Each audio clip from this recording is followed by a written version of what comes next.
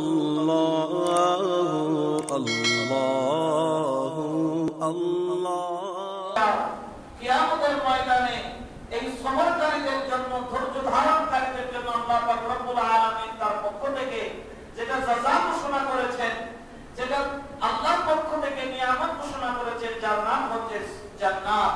এবং সবরকারীদের জন্য শুধু জান্নাত নয়, আল্লাহ পাক বলেছেন ইন্নাল্লাহা মাআস সাবিরিন। আল্লাহ পাক রব্বুল আলামিন কোরআনের কখনো কোন জায়গায় পাবেন না ইন্নাল্লাহা মাআল মুসাল্লিন, ইন্নাল্লাহা মাআল মুহাজ্জিরিন, ইন্নাল্লাহা মাআল মুহাদ্দিসিন, ইন্নাল্লাহা মাআল মুফাসসিরিন, ইন্নাল্লাহা মাআল মুফাদ্দিরিন।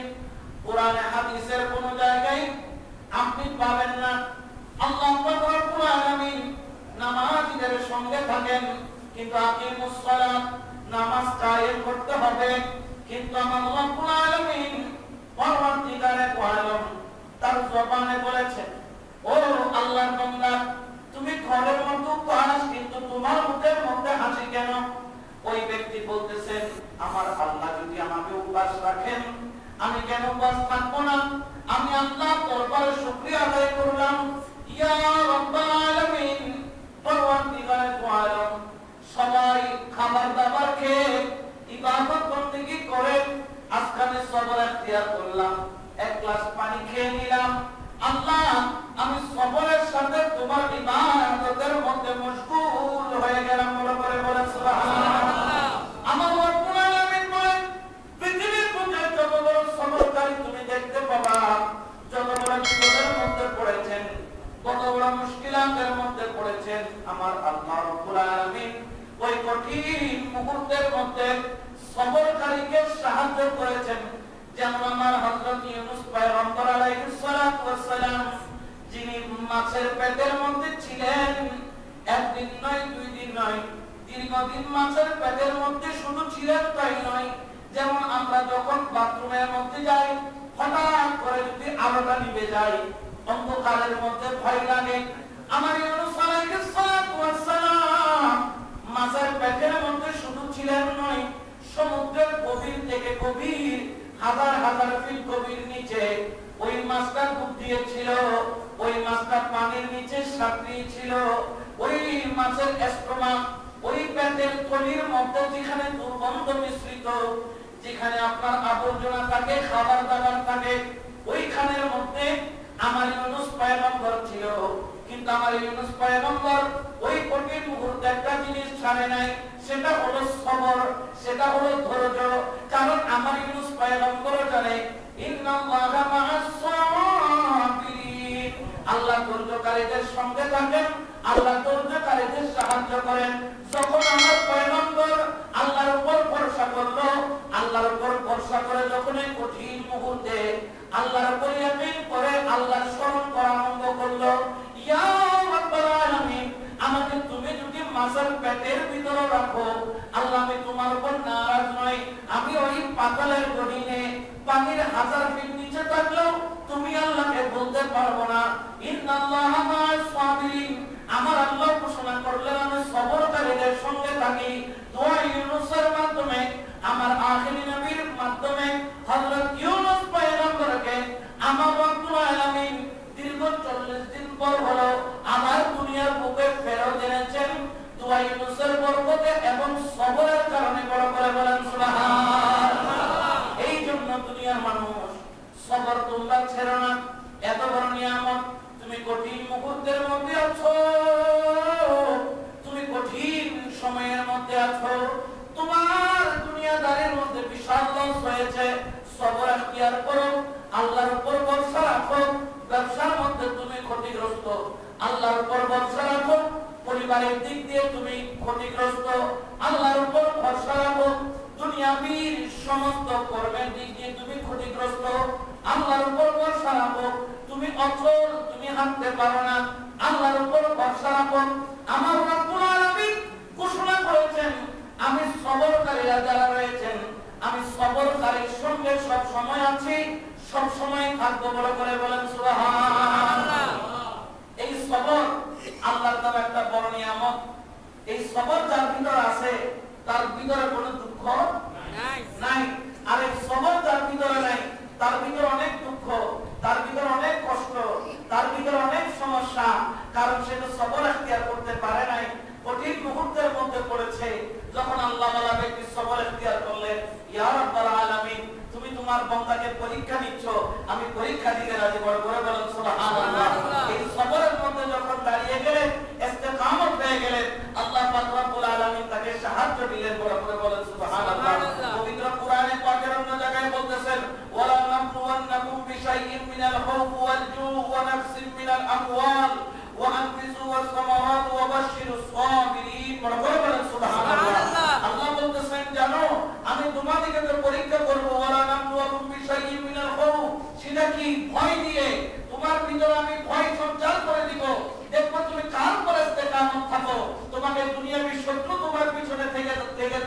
থাকবে, তোমাকে ভয় প্রদর্শন করবে।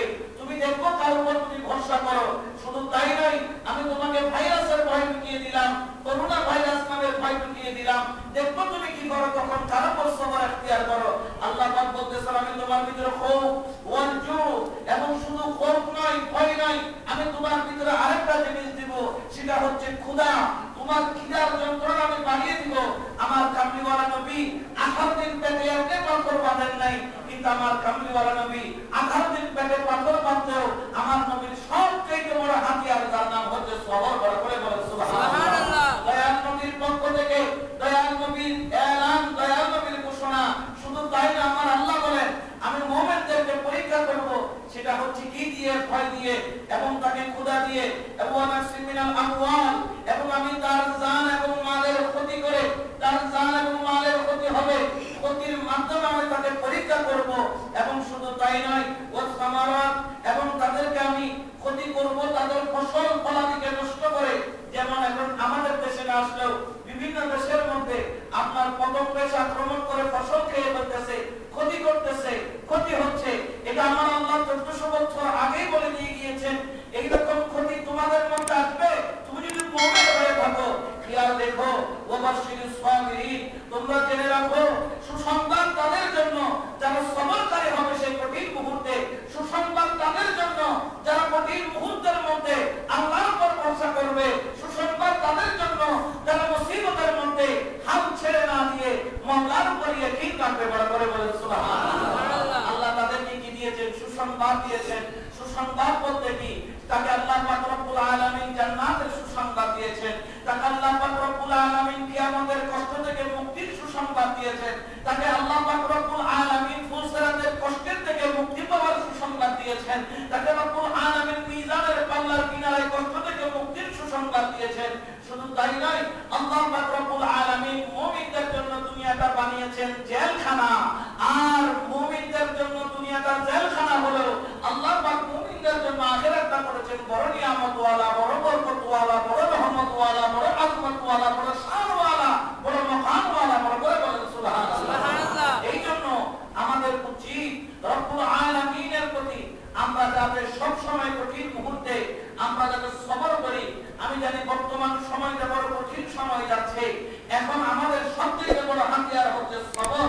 আমাদের সবচেয়ে বড় বিষয় হচ্ছে আমাদের সবর, ধৈর্য শক্তি। কারণ আমার রব্বুল আলামিন আহকামুল হাকিমিনের পক্ষ থেকে আমার নবী বলেন, ক্বালা নবী সাল্লাল্লাহু আলাইহি ওয়াসাল্লাম, ইন্না ইজামাল জাযাই মা'আল ইজামাল বালাই, ওয়া ইন্নাল্লাহা ইযা আহাব্বা কওমান তালাহুম ফামান রাদিয়া ফালাহুর রিদা ওয়া মান সাখিদা ফালাহুস সাখাতা। আমার কামলিওয়ালা নবী বলেন, জানো বিপদ যত কঠিন হয় পুরস্কার তত বড় হয়। বড় করে বলো সুবহানাল্লাহ। জানো বিপদ যত কঠিন হয় পুরস্কার তত বড় হয়। শুধু তাই নয়, জেনে রাখো, যেই জাতিকে আল্লাহ পাক রব্বুল আলামিন, কোন জাতি যেই জাতিকে আল্লাহ পাক ভালোবাসেন, আল্লাহ পাক ইযা আহাব্বা কওমান, যে কওমকে আল্লাহ পাক রব্বুল আলামিন ভালোবাসেন, আল্লাহ পাক রব্বুল আলামিন আহকামুল হাকিমিন তাদেরকে পরীক্ষা করেন। আর যে পরীক্ষার উপর আল্লাহর উপর সন্তুষ্টি থাকে, আমার রব্বুল আলামিন ফমান রাদিয়া ফালাহু রিদা। জেনে রাখো, যে কঠিন মুহূর্তে আল্লাহর উপর সন্তুষ্টি অর্জন করবে, ইয়া আল্লাহ তুমি আজকে রিজিক দিয়েছো, খেতে পেলাম, হে আল্লাহ তুমি আজকে রিজিক দাও নাই, শুকর আলহামদুলিল্লাহ বলে যে আল্লাহর উপর সন্তুষ্টি অর্জন করেছে, আল্লাহ পাক বলেন আমিও তার উপর সন্তুষ্ট হয়ে গেলাম। বড় করে বলো সুবহানাল্লাহ। কিন্তু আমাদের ঘরের মা বোনরা তারা অসন্তুষ্ট থাকে। তারা বলে বাজার সদাই কই, চিন্তা করে না ঘরে ইনকাম আছে কি নাই, তারা চিন্তা করে না আমার আয় ইনকাম কি হচ্ছে। সবর এখতিয়ার এই জিনিসটা বড় বিষয়। মাইকের মাধ্যমে আমার মা বোনদেরকে বলবো সবর এখতিয়ার করতে হবে, কারণ সবর বড় সম্পদ। এবং আমার কামলিওয়ালা নবী বলেন, ওমান সাহিদা ফালাহুস সাখাতা, যেই ব্যক্তি এই কঠিন মুহূর্তে আল্লাহর উপর অসন্তুষ্ট হয়ে যাবে, আমার রব্বুল আলামিন বলেন আমিও তার উপর অসন্তুষ্ট হয়ে যাই, কারণ সে আল্লাহর উপর ভরসা করে নাই। যেমন আমার আইয়ুব আলাইহিস সালামকে আল্লাহ পাক পোকা দিয়েছিলেন গায়ের মধ্যে, কিন্তু তিনি ধৈর্য হারা হন নাই, সবর হারা হন নাই। 18 বছর পোকা দিয়েছিল, গায়ের মধ্যে ছিল এই পোকা।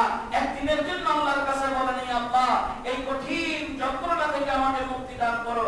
এই আওয়াজ করেছেন, আল্লাহ তুমি যদি রাজি থাকো আমিও তোমার উপর রাজি। বড় করে বলেন সুবহানাল্লাহ। এই জন্য আমাদেরকে সবর এখতিয়ার করতে হবে, আল্লাহর উপর ভরসা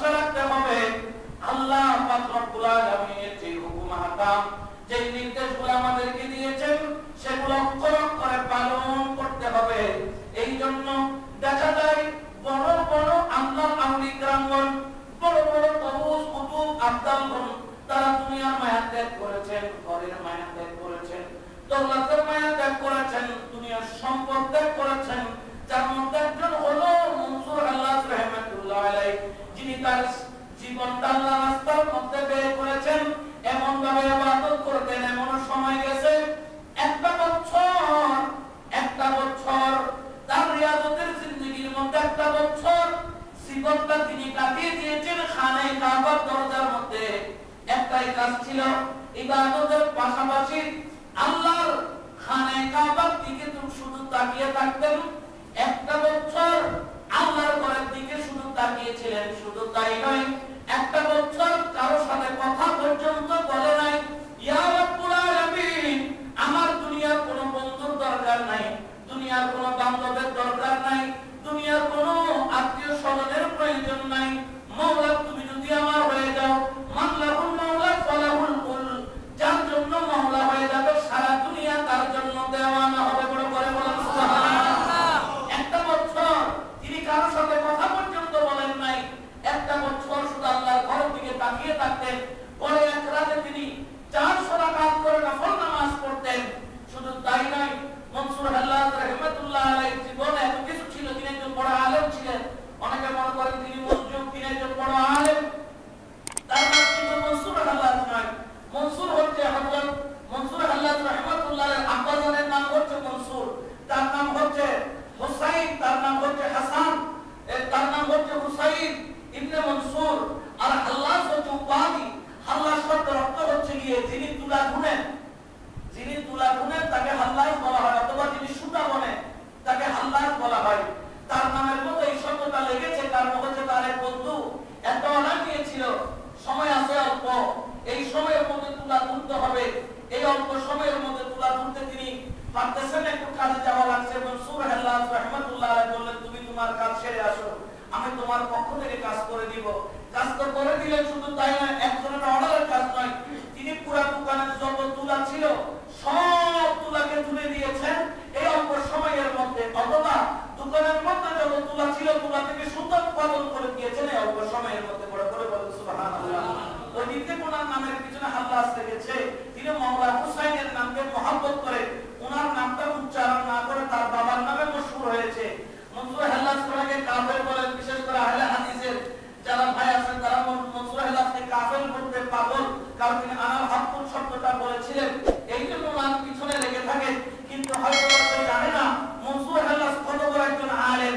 তিনি প্রায় 46টা কিতাব লিখেছেন। সুবহানাল্লাহ। কয়টা কিতাব? 46টা কিতাব। আপনার আব্বাসীয় খেলাফত কালে মনসুর হাল্লাজ রাহমাতুল্লাহ আলাইহি শত্রু বেড়ে গিয়েছিল, কারণ তিনি বেলায়েতের গোপন রহস্যগুলো বেদগুলো বলে দিতেন। বড় করে বলেন সুবহানাল্লাহ। অনেকে মনসুর হাল্লাজ রাহমাতুল্লাহ আলাইহি এই যে আল্লাহ ওয়ালা দেওয়ানা হলো, এটার একটা কারণ আছে। তিনি তার ঘরের মধ্যে তার যে বোন ছিলেন তিনি বড় আবেদা, তিনি বড় তাহেরা সাদেকা, তিনি বড় আল্লাহ ওয়ালা ছিলেন। মনসুর হাল্লাজ রাহমাতুল্লাহ আলাইহি বোন রাত্রি বেলায় যখন ইবাদত করতেন, আল্লাহর নূরের তাজাল্লি মনসুর হাল্লাজ রাহমাতুল্লাহ আলাইহি বোনের উপর এসে পড়তো। বড় করে বলেন সুবহানাল্লাহ। এবং শুধু তাই নয়, আল্লাহর উপর এত সন্তুষ্ট ছিলেন, রাত্রি বেলা একটা স্বর্ণের মতো একটা শিকল আসতো, ওই শিকলের গোড়ার মধ্যে একটা বাটি বাঁধা থাকতো, ওই বাটির মধ্যে শরবত থাকতো। ওই শরবত মনসুর হাল্লাজ রাহমাতুল্লাহ আলাইহি ওনার বোন পান করতেন। এক রাত্রি বেলা, দুই রাত্রি বেলা মনসুর হাল্লাজ যখন দেখলেন যে উপর থেকে আসমান থেকে আলো পড়ে, একটা শিকল আসে, ওই শিকলের মাথায় একটা বাটি বাঁধা থাকে, ওই বাটির মধ্যে পানি থাকে। প্রতি রাত্রে ওই মহিলা মনসুর হাল্লাজের বোন ইবাদত বন্দেগী করে করে ওই পানির পাত্রের পানিগুলো পান করেন। একদিন মনসুর হাল্লাজ পিছন থেকে ডাক দিলেন, বোন সব পানি তুমি খেও না, আমার জন্য কিছু পানি রাখো, আমি একটু এই পানিটা পান করতে চাই। তখন বোন বললেন, মনসুর হাল্লাজ তুমি এই পানি পান করতে পারবে না, কারণ এটা হজম করার মতো সেই ক্যাপাসিটি আল্লাহ সবাইকে দেয় নাই, এটা বড় নিয়ামতওয়ালা পানি। তিনি বললেন, বোন তুমি যদি অনুমতি দাও আমি পান করতে চাই, একটু আমার জন্য রাখো। ওই একটু পানি যেই দিন থেকে পান করেছে মনসুর হাল্লাজ বুঝতে পারছে এটা একটু পানি নয়, এটা আল্লাহর রহমতের শরবত। পান করার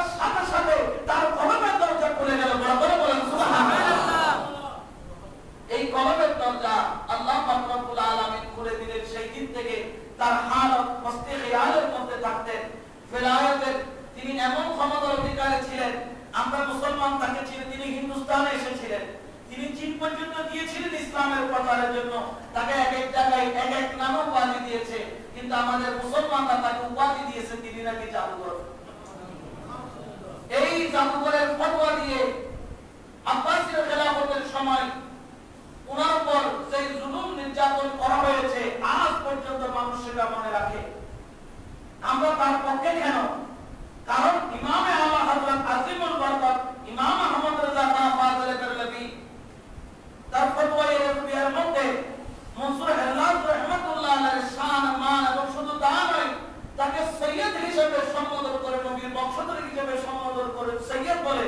নবীর বংশধর না, সৈয়দ অর্থাৎ আমাদের নেতা, অর্থাৎ আমাদের সবার একজন রাহবার হিসেবে মনসুর হাল্লাজ রাহমাতুল্লাহ আলাইহিকে সম্বোধন করেছেন ইমামে আলা হযরত। শুধু তাই নয়, বড় বড় মাদের বলি যেমন কৌসে পাক পিরানে বিদস্তগীর মাহবুব সুবহানী কুতুব রাব্বানী শেখ সৈয়দ পীর আব্দুল কাদের জিলানী জিলানী রাহমাতুল্লাহ আলাইহি তাকেও একজন আল্লাহর ওলি হিসেবে কিতাবের মধ্যে লিখে দিয়ে দিয়েছেন, যাতে দুনিয়ার মানুষ ভুল না বুঝে মনসুর হাল্লাজকে চিনতে ভুল না করে। বড় করে বলেন সুবহানাল্লাহ। তার মাকাম যেখানে ইমামে আলা হযরত কৌসে পাকের মতো ব্যক্তি হযরত বাহাউদ্দিন আশরাফী রাহমাতুল্লাহ বড় বড় আল্লাহ ওয়ালা ওলিয়ে কেরাম যখন এই আল্লাহ ওয়ালা ব্যক্তির জন্য যার শান মান বয়ান করেছেন, আমরা ওনার বিরুদ্ধে বলি নাই কারণ ইনাদের সনদ দিচ্ছেন বড় বড় গৌস কুতুব আবদার। বড় করে বলেন সুবহানাল্লাহ। হ্যাঁ, কিছু বিরুদ্ধে লিখেছেন, এগুলো আব্বাস খিলাফতের আমলে লেখানো হয়েছিল, ওনার বিরুদ্ধে ষড়যন্ত্র করানো হয়েছিল। কারণ আছে, কারণ আল্লাহর ওলির যখন মাকাম বেড়ে যায়, সমাজের কিছু হিংসুক মানুষ থাকে কি থাকে না? তৎকালীন সময়ের মধ্যে যিনি ওই জায়গার আপনার বড় এই কোষাগারের যিনি বড় শেখ ছিলেন, সুলতানের চাইতে তার বেশি পাওয়ার ছিল। দেখা যায় বড় বড় বিপদে পড়লে মানুষ তার কাছে যে দেখো তার কাছে না গিয়ে মনসুর হাল্লাজের কাছে যায়। বড় করে বলুন সুবহানাল্লাহ। যেমন একদিন মনসুর হাল্লাজ রাহমাতুল্লাহ বক্তা আরজ করলেন, হুজুর আজকে আমাদের একটু ইচ্ছা করতেছে হালুয়া খেতে, আপনি যদি একটু আমাদের জন্য একটু হালুয়ার ব্যবস্থা করেন। মনসুর হাল্লাজ হাতটাকে উপরের দিকে তুলে আল্লাহর কাছে ফরিয়াদ করলেন, দেখেন এক গামলা হালুয়া, এত সুস্বাদু হালুয়া তার হাতের মধ্যে চলে আসলো। বড় করে বলুন সুবহানাল্লাহ। সফরের পরে যখন বগদাদে গেলেন, এক ব্যক্তির হালুয়ার ডেকসিসও হারিয়ে গেছে। সে প্রতিদিন বাজারে হালুয়া বিক্রি করে, তার হালুয়ার খুব সুনাম। একদিন থেকে গামলা সহ হালুয়া নাই। যখন এই গামলা দেখলেন, গামলা কোথায় পেলে? বলেন এই গামলা তো আমার মনসুর হাল্লাজ আমাদেরকে হালুয়া, ওটা আমার হালুয়া তো গতকালকে গায়েব হয়ে গিয়েছিল। অর্থাৎ যখন আল্লাহ ওয়ালা বলি হাত তুলে, আল্লাহ পাক রব্বুল আলামিন সঙ্গে সঙ্গে তার ফরিয়াদকে কবুল করেন। তো ওনার শান মান মাকাম থেকে অনেকে ধৈর্যহারা হয়ে যায়, আল্লাহর ওলির বিরুদ্ধে কথা বলে, ওলি আল্লাহর শানে আজমতের বিরুদ্ধে কথা বলে, আল্লাহর ওলির বিরোধিতা করতে অনেকে স্বাচ্ছন্দ্য বোধ করে। দালাল ভাবে মাজার পূজা, হাশিমি শাহ হুজুর কিবলার মাজার যখন দেখলেন, কবর বলে কবর পূজা, এই পূজা সেই পূজা বলে ফতোয়া দিতেছেন। যদি একটু করে তাদের আকাবের গুলা যদি মাজার দেখা হয়, তাদের আকাবের যদি উস্তাদের যদি কবর দেখা হয়, আমি হাজারী মাদ্রাসার প্রতিষ্ঠাতার উস্তাদের মাজার পাকা দেখাইতে পারবো। যেখানে তোমাদের আকাবের মাজার পর্যন্ত পাকা আছে, সেখানে ইমাম আহলে সুন্নাত ওয়াল জামাত যিনি বর্তমান যুগের একজন বড় আল্লাহর ওলি, তার মাজার পাকা হবে না? ওলি আল্লাহর মাজার পাকা না হয়ে কি এই আমল তামল এগুলার মাজার পাকা হবে নাকি? এদের গুলা কবর, আল্লাহর ওলির গুলা মাজার। বড় করে বলুন সুবহানাল্লাহ। যেমন সিদ্দিক আকবরের রওজা পাকা, যেমন ফারুক আজমের রওজা পাকা, এবং জান্নাতুল বাকির মতো পাকা ছিল। এই ওয়াহাবিবাদ এসে সমস্ত মাজারগুলোকে ভেঙে দিয়েছে। আল্লাহর ওলি, আল্লাহর নবী, আল্লাহর রাসূলের বংশধরদের বিরুদ্ধে ষড়যন্ত্র তখনও ছিল, এখনো আছে। তো খেয়াল রাখতে হবে, মনসুর হাল্লাজ রাহমাতুল্লাহ আলাইহির একটা বড় সম্পদ ছিল, সেই সম্পদের নাম হচ্ছে সবর। কঠিন মুহূর্তে আল্লাহর উপর সবর ধৈর্য ধারণ করত। একদিন তাকে প্রশ্ন করা হলো, ইশক মুহাব্বত এই জিনিসটা কি? তখন তিনি বলেন, ইশক মুহাব্বত কালকে পরশু তরশু 3 দিন তুমি দেখতে পাবা। অর্থাৎ কি? তখন মনসুর হাল্লাজ রাহমাতুল্লাহ আলাইহি প্রায় 5 বছর তাকে কয়েদখানায় রাখা হয়েছে। কয়েদখানায় রেখেছেন এই কারণে যাতে তাকে কোনো রকম বাদশাহ অনুগত করা যায়, বাদশাহ অনুচর করা যায়, বাদশার শান মান বয়ান করানো যায়। মনসুর হাল্লাজ রাহমাতুল্লাহ আলাইহি তিনি বলেন, আমার বাদশা একজন, তিনি হচ্ছেন লা ইলাহা ইল্লাল্লাহ, আর আমার যিনি মনের বাদশা তিনি হলেন মুহাম্মাদুর রাসূলুল্লাহ সাল্লাল্লাহু আলাইহি ওয়াসাল্লাম। আমি বাদশা বলতে ওই বাদশাকে চিনি। কলেমা যিনি এনেছেন তিনি এক বাদশা, কলেমা যার মাধ্যমে তিনি প্রেরণ করেছেন তিনি আরেক বাদশা। আমি দুই বাদশাকে চিনি, এরপরে আর কোনো বাদশা নাই। মনসুর হাল্লাজ রাহমাতুল্লাহ আলাইহি আমার হকুন শব্দটাকে কেন্দ্র করে এই শব্দটা হওয়ার কিছু কারণও আছে। যদি বলেন আল্লাহ পাক রব্বুল আলামিনকে মনসুর হাল্লাজ দেখেছেন, আমি বলে দেখাতে আল্লাহ পাক যদি দেখাবেন তাহলে পৃথিবীর কেউ নাই তাকে লুকায় রাখা। যেমন ইমামে আযম আবু হানিফা রাহমাতুল্লাহ আলাইহি, তিনি তো আল্লাহকে 99 বার দেখেছেন বলে দাবি করেছেন। ইমাম মালিক রাহমাতুল্লাহ আলাইহি তিনি বলেছেন আমি 999 বার দেখেছি। স্বপ্ন যোগে আল্লাহ পাক রব্বুল আলামিন আমাকে দেখা দিয়েছেন। এখন আল্লাহ পাক রব্বুল আলামিন যদি কাউকে দয়া করে দেখা দেন, তাকে আমরা পাবো, আমরা অবশ্যই পাবো, দুনিয়াতে না পেলেও আখিরাত। আল্লাহ পাক তার শান মকাম অনুযায়ী তার বান্দাকে দেখা দিবেন। এখানে আল্লাহ পাকের তোমার দেখার ক্ষমতা নাই, কিন্তু আল্লাহ তোমাকে চাইলে দেখা দিতে পারে। আমি ইচ্ছা করলাম আল্লাহকে দেখবো, এই ক্ষমতা আমার নাই, কিন্তু আল্লাহ পাক যদি ইচ্ছা করেন আমাকে দেখা দিতে পারেন। রব্বুল আলামিনের ইবাদত করতেছেন, একদিন রব্বুল আলামিনের নূরের তাজাল্লি এসে পড়ল। এটা কিসের নূরের তাজাল্লি?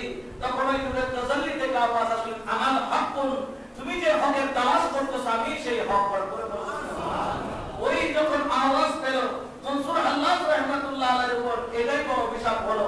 কারণও আছে আবার, কারণ মনসুর হাল্লাজ তৃতীয়বার যখন হজ করতেছিলেন তিনি আরাফাতের ময়দানে যেখান থেকে দোয়া করলে দোয়া কি হয়, সেখানে একটা দোয়া করেছিলেন, ইয়া আল্লাহ তুমি আমাকে মানুষের মধ্যে ঘৃণার পাত্র বানিয়ে দাও, কারণ দুনিয়া যদি আমাকে ঘৃণা করে আমি সবার সাথে তুমি আল্লাহকে মহব্বত করব। সুবহানাল্লাহ। দুনিয়া আমাকে দূরে ঠেলে দিবে, আমার উপর আযাব গজব আসবে, ইয়া রাব্বুল আলামিন আমি এই কঠিন মুহূর্তে আমি তোমার সবরের পরীক্ষা দিব। বড় করে বলো সুবহানাল্লাহ। যেমন রব্বুল আলামিন রহমানুর রহিম, তার দয়ার সাগর অপরতুল, আল্লাহ পাক সেই দোয়া কবুল করেছিলেন। সেই দিনের পর থেকে মনসুর হাল্লাজের একের পর এক বিরোধিতা, একের পর এক বিরোধিতা সবাই করা আরম্ভ করতেছেন। শেষ পর্যন্ত বন্দী করা হলো। সেই কারাগারে রাখে মনসুর হাল্লাজ, সেই কারাগারের যত কয়েদি থাকে খোদার কসম তারিখের কিতাবের মধ্যে বলতেছেন যে কারাগারের যতগুলা চোর ডাকাত বদমাশ মক্কর ডাকাতি যারা মনসুর হাল্লাজের কারাগারের মধ্যে ছিল, যারাই ছিল মনসুর হাল্লাজের কথা শুনে সবাই শুধু আল্লাহ ওয়ালা নয়, একজন মুত্তাকি আল্লাহর ওলি হয়েছে। বরাবর বলেন সুবহানাল্লাহ। এই কারাগার থেকে শিফট করে এই কারাগারে পাঠায়, ওদিকে তোমার ভক্ত বেড়ে গেলে বিদ্রোহ বেড়ে যাবে, আর কারাগারের মধ্যে পাঠাইলো, সেখানেও ভক্ত বেড়ে যায়। শেষ পর্যন্ত তোমাকে মাটির নিচে আলাদা ভক্ত করে সেখানে রাখা হয়েছে। গলার মধ্যে জিনজির, কোমরের মধ্যে জিনজির, হাতের মধ্যে জিনজির, পায়ের মধ্যে জিনজির বেঁধে রাখতেন। ওই সময় জিনজির পড়ে পড়ে মনসুর হাল্লাজ ইবাদতের মাত্রা বাড়িয়ে দিয়েছিলেন। আল্লাহ তুমি আমাকে জিনজির দিয়ে পরীক্ষা করছো, আমার হাত পা জিনজির দিয়ে বেঁধে পরীক্ষা করছো। আল্লাহ আগে তো এক রাতে 400 রাকাত নফল নামাজ পড়তাম, এই জিনজির নিয়ে এখন এক রাতে 2000 রাকাত নফল নামাজ পড়ব। করে বলছো সুবহানাল্লাহ। সবর কাকে বলে, প্রেম কাকে বলে, মহব্বত কাকে বলে? রব্বুল আলামিন আহকামুল হাকিমিন পরওয়ারদিগারে দু আলম যখন বড় কঠিন সময় মনসুর হাল্লাজের জন্য রাখলেন, তিনি আল্লাহর দিওয়ানায় মশগুল। রব্বুল আলামিনের পক্ষ থেকে পরীক্ষার কঠিন হয়ে গেল। একদিন নজির আসলেন, আয়েশা বললেন, ওগো মনসুর হাল্লাজ তুমি কি আমার হকুন শব্দটা বন্ধ করতে পারো না? আমরা তোমাকে সবাই সাহায্য করতে চাই, আমরা তোমাকে সাহায্য করে কয়েদখানা থেকে বের করতে চাই। আমার মনসুর বললেন, তুমি আমাকে কি বাহির করবা? আমার মাওলা যদি কয়েদখানার মধ্যে আমাকে রাখে আমি বাহির হবার কে?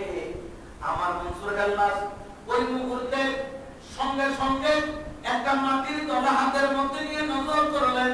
খোদার কসম, নজর করার সঙ্গে সঙ্গে মাটির দলা স্বর্ণের দলাতে রূপান্তরিত হয়ে গেল। বড় করে বলেন সুবহানাল্লাহ। স্বর্ণের দলা হয়ে গেছে। ব্যাপার কি? বলে দেখো আল্লাহ আমার উপর এত রাজি, আমি মাটি ধরলে স্বর্ণ হয়ে যায়। আমি চাইলে তামাম দুনিয়াকে স্বর্ণে রূপান্তরিত করতে পারি, কিন্তু আমি তো স্বর্ণের মহতাজ না, আমি মহতাজ হচ্ছি মাওলার। বড় করে বলেন সুবহানাল্লাহ। আমার মাওলা আমার উপর রাজি, আমি আমার মাওলার উপর রাজি। তো আপনি এখান থেকে বের হতে চান না? তিনি জিনজিরের দিকে খেয়াল করলেন।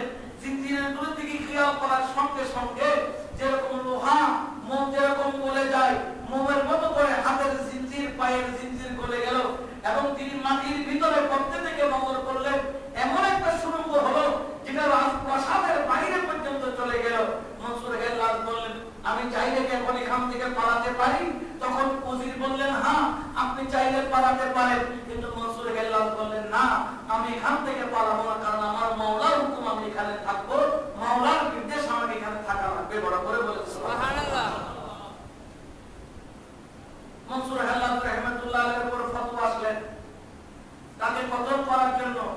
অনেকে বলেন যে হযরত সুনাইদ বুগদাদি রাহমাতুল্লাহ আলাইহি ওনার বিরুদ্ধে ফতোয়া দিয়েছেন, ওনাকে কতল করার ফতোয়া, কুফরি ফতোয়া সুনাইদ বুগদাদি দিয়েছিলেন। সুনাইদ বুগদাদি রাহমাতুল্লাহ আলাইহি উনি সাগরিদ ছিলেন, ওনার থেকে ফয়জাত নিয়েছিলেন। কিন্তু ইতিহাস পর্যালোচনা করলে দেখা যায় এটা একটা বানোয়াট কথা। কারণ কি, সুনাইদ বুগদাদি রাহমাতুল্লাহ আলাইহি যখন মনসুর হেল্লাস দুনিয়া থেকে ওনাকে যখন শহীদ করা হচ্ছিল, তখন তার 13 বছর আগে সুনাইদ বুগদাদি রাহমাতুল্লাহ আলাইহি দুনিয়া থেকে ইন্তেকাল করেছিলেন। তো 13 বছর আগে যদি সুনাইদ বুগদাদি রাহমাতুল্লাহ আলাইহি দুনিয়া থেকে ইন্তেকাল করেন, তাহলে ফতোয়া করতে গিয়েছিল, তাহলে বোঝা যায় ফতোয়ার মধ্যে গন্ডগোল। সব ফতোয়া মানা যাবে, সব ফতোয়া শোনা যাবে, এই ফতোয়ার মধ্যে গন্ডগোল আছে। এগুলা হচ্ছে গিয়া আব্বাসী খেলাফতের কিছু ষড়যন্ত্র। তখনও ছিল এই ষড়যন্ত্র, এখনো আছে। হযরত মনসুর হেল্লাস রাহমাতুল্লাহ আলাইহিকে শরীরে চড়ানো হলো। চড়ানোর পরে প্রথম দিন তাকে বেত্রাঘাত করা হলো। একের পর এক বেত্রাঘাত আমার মনসুর হেল্লাসের পিঠের উপর পড়ে। এক এক বেত্রাঘাত যখন পড়ে, মনসুর হেল্লাস রাহমাতুল্লাহ আলাইহির জামা ছিঁড়ে রক্ত বের হয়। মনসুর হেল্লাস মুখের মধ্যে কোনো নারাজি নাই, মুখের মধ্যে শুধু হাসি, শুধু হাসি, মুস্কি মুস্কি হাসেন, জল জল জল জল করে রক্ত ঝরেন। আমার মনসুর হেল্লাস রাহমাতুল্লাহ আলাইহি তিনি যারা দুনিয়াকে দেখাচ্ছেন, দেখো ইশক মুহাব্বত মাওলার জন্য কেমন হওয়া লাগে, দেখো আমার পিঠের চামড়া চলে যায় কিন্তু আমার মাওলার মুহাব্বত অন্তর থেকে যায় না। বড় করে বলেন সুবহানাল্লাহ। এরপরে দ্বিতীয় দিন মনসুর হেল্লাস রাহমাতুল্লাহ আলাইহি উনার দুইটা পাওকে কষায়ের মতো ছুরি দিয়ে কেটে আলাদা করা হলো। রক্ত জল জল জল জল করে ঝরে। মনসুর হেল্লাস মুখের মধ্যে নারাজির কোনো চিহ্ন নাই, চোখের মধ্যে কোনো পানি নাই। মনসুর হেল্লাসের দুইটা হাত কাটা হলো, রক্ত স্রোতের মতো বহারম্ভ হলো। মনসুর হেল্লাস তার কাটা বাহু দিয়ে মুখের মধ্যে রক্তগুলাকে মুছা আরম্ভ করলেন। সবাই বললেন, মনসুর তোমার রক্তগুলাকে তুমি মুখে মাখো। তখন আমার মনসুর বললেন, শরীর থেকে যখন রক্ত বের হয়ে যায় তখন তার চেহারাটা ফ্যাকাশে হয়ে যায়, তার চেহারাটা হলুদ বর্ণের হয়ে যায়, তার ভিতর থেকে রক্ত যখন চলে যায়, সতেজতা চলে যায়। আমি চাই না আমি খোদার একজন গোলাম, আমি আল্লাহর একজন প্রেমিক নবীর একজন গোলাম, আমার মধ্যের সময় যেন আমার চেহারাটা ফ্যাকাশে না হয়। মওলা রে, আমি তোমার উপর আগেও রাজি ছিলাম, আমি তোমার উপর এখনো রাজি আছি। বড় করে বলেন সুবহানাল্লাহ। মওলা আমি তোর উপর আগেও রাজি, তোর উপর এখনো রাজি, আমার মুখ যেন ফ্যাকাশে না হয়। তখন তার গর্দান কাটা হলো। তখন তার গর্দান যখন কাটা হচ্ছিল, ওই মুহূর্তের মধ্যে ইমাম হযরত মনসুর হেল্লাস রাহমাতুল্লাহ আলাইহির সর মুবারক কারণ গর্দান যখন কাটা হয়, নিচে একটা ছুরি থাকে, মাথাটা ছুরিতে পড়ার জন্য। দেখা যায় মাথাটা ছুরিতে পড়লো না, মাথাটা শরীরের উপর বসে আনাল হাক্কুন শব্দ উচ্চারণ করা আরম্ভ করলো। অর্থাৎ আল্লাহর ওলিরা মরা নয়, দুনিয়াবী দৃষ্টিতে দেখতেছো তার গলা কেটে ফেলেছে, দুনিয়াবী দৃষ্টিতে দেখতেছো চোখ বন্ধ, দুনিয়াবী দৃষ্টিতে দেখতেছো তারা শুয়ে আছে, নড়াচড়া নাই, নিঃশ্বাস নাই,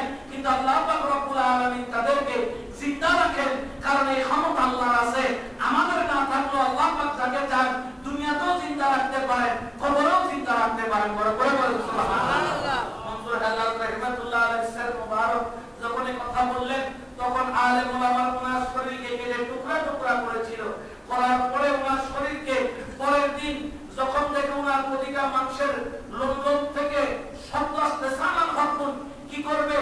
ওই বাদশা বললেন, আব্বাসীয় খলিফা, সে বললেন তার শরীরটাকে পুড়িয়ে ফেলো। যখন পুড়িয়ে ফেলা হলো, ওনার ছাইগুলো সাগরের মধ্যে ফেলে দেওয়া হলো। আর ওই ছাই যখন সাগরের মধ্যে ফেললো, সাগরের পানিগুলা উপরের দিকে উঠতে আরম্ভ করলো, সুনামির মতো ফাঁপা আরম্ভ করলো। আর ওই সাগর থেকে গর্জনের মধ্যে আনাল হকুমা আওয়াজ আসা লাগলো। তখন ওই মুহূর্তে মনসুর হেল্লাদের একজন আশেক ছিলেন, যাকে মনসুর হেল্লাদ রহমাতুল্লাহ একটা চাদর উপহার দিয়েছিলেন। ওই চাদর কঠিন মুহূর্তে বিপদের দিকে, মুসিবতের দিকে চাদরটা নিক্ষেপ করতে বলেছিলেন। ওই চাদর যখন নিক্ষেপ করলেন, মনসুর হেল্লাদ রহমাতুল্লাহ আলাইহি ওই সাগর থেকে যে আওয়াজ আসছিল, ওই আওয়াজ আস্তে আস্তে নিস্তব্ধ হওয়া আরম্ভ করলো। অর্থাৎ আল্লাহর ওয়ালা যারা, আল্লাহকে যারা ভালোবাসেন, আল্লাহর উপর যারা ভরসা করেন, তারা কঠিন মুহূর্তে আল্লাহর উপর কি রাখেন? ভরসা রাখেন এবং মুসিবতের মধ্যে সবর ইখতিয়ার করেন, ধৈর্য ধারণ করেন। সবর হচ্ছে একটা বড় সম্পদ। কারণ আমার কামলিওয়ালা নবী, আমার দয়াল নবী বলেছেন, যারা সবর করবে, কারণ মেয়ে সন্তান পুত্র সন্তান হয় না, মেয়ে সন্তান হচ্ছে, তুমি সবর ইখতিয়ার করো। এই আল্লাহ, তুমি যদি আমার উপর কন্যা সন্তান দিয়ে রাজি, তাহলে আমিও তোমার উপর রাজি।